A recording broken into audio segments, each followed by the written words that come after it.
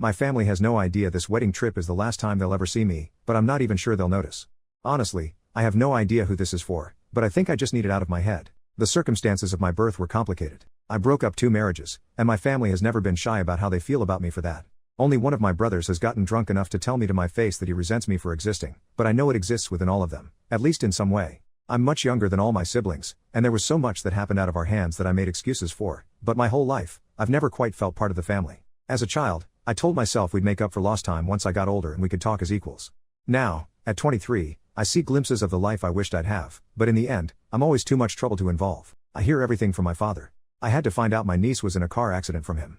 I had to find out my other niece had a miscarriage from him. I had to find out my oldest brother had a brain tumor haphazardly on a phone call with my father, which he didn't even know I was unaware of. I've known for a while I'm the only one trying, but for the sake of my dreams, I've given every opportunity for them to let me in, but I just can't do it anymore. I have a psychiatric service dog who aids me with CPTSD. He is the single greatest thing to happen to me. Not only did he save my life from myself, but he has made life livable. He can tell when I'm panicking and he knows pressure therapy to help me through an attack. He stops me from hurting myself in meltdowns, sits with me until the only noise I can hear anymore is his snoring on my lap. He allows me to go grocery shopping by myself. He is my soulmate, and anyone who knows me knows how important he is to me. My dating life isn't thriving, so I took a shot in the dark and asked my niece if she minded if I brought my service dog as my +1 for her wedding at the end of this month. I have to fly across the country to go, so I will be bringing him anyway since I cannot fly alone. I figured it couldn't hurt to see if he could not have to stay in the hotel all night. I do not technically need him for the event, since I'll know every guest and I will be drinking pretty heavily to cope, but getting to spoil him with a bow tie, dancing, and a steak, sounded like the perfect reward for helping me on my flight. Several times, I emphasized that I understood it was an odd request and she could say no if she wanted.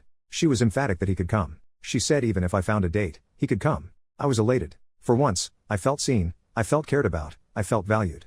And then I got a call from my dad. No one wanted to make things awkward, but the mother of the bride was not okay with a dog being at the venue. I explained that he is a trained service animal and will not impede the ceremony in any way, and I'd of course remove him if he did. Still, he said they didn't like it. I was so tired of hearing everyone else's words through my father. He won't be around forever and sooner or later, they will have to start talking to me. I had one request, let the bride tell me. When I asked her, she said yes, and until she told me she changed her mind, I was under the assumption he could go. Well, I never heard back. My dad kept dropping hints when I'd call him, but I told him what my expectations were. When I RSVP'd, I put my dog as my +1 on the response to let them know I wasn't backing down this time. At this point, I didn't even care if she said he couldn't go.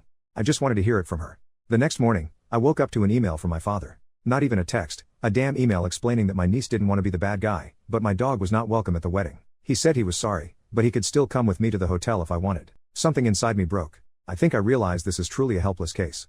They are never going to respect me the way I crave them to. To this day, not one of our conversations has been started by them. I always initiate, and now, the one time I request a direct contact, I get an email. Family means everything to me.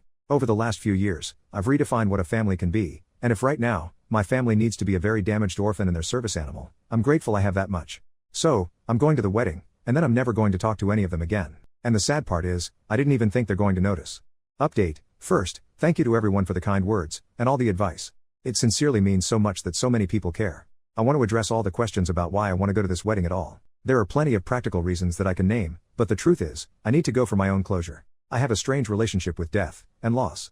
My mother died when I was 5, my family split up right after. I've lost several caregivers to serious diseases, grieving their death as they lived. I've learned how to navigate my grieving process. If I don't go to this wedding, I will regret it. Not only is it my last chance to see my childhood family all together in one place, but if I don't go, I show them they can bully me. I do not want to make a spectacle of my trauma with them, but that does not mean I have to walk away with my tail between my knees. I'm not scared of them. My relationship is non-existent, but I did see my siblings, cousins, nieces, and nephews fairly regularly.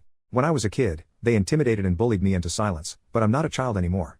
I lived with these people. I can manage one night, if for no other reason than to prove they cannot control me. Thanks again for all the kind words. Here's a pupdate for everyone asking. He's a 2.5 years old, black and tan coonhound. Post-wedding update. So, I went to the wedding. It went about how I expected it to go, though one can never be ready for a spontaneous conga line. Sadly, there was no secret last-minute invite, nor any secret plot of which the bride was unaware. She felt bad saying no, so she lied, and she didn't want to tell me that, and she still didn't, even at the wedding. No one really said much at all. In fact, the mother of the bride did not speak to me at all. My brother tiptoed around the subject until the end of the night. To his credit, he did apologize for all the dog stuff as he said goodbye. Strangely, the apology didn't make me feel much better. There was no big confrontation either, mainly because no one cared to listen to me if I tried. As the reception began, part of me wondered how much I was going to miss the people, the environment, the vibe, really. Truthfully, I surprised myself with how ready I was to leave. Goodbye was short, and bittersweet. The venue was pretty and the alcohol was free, so I made the best of my night, but I got what I needed out of it,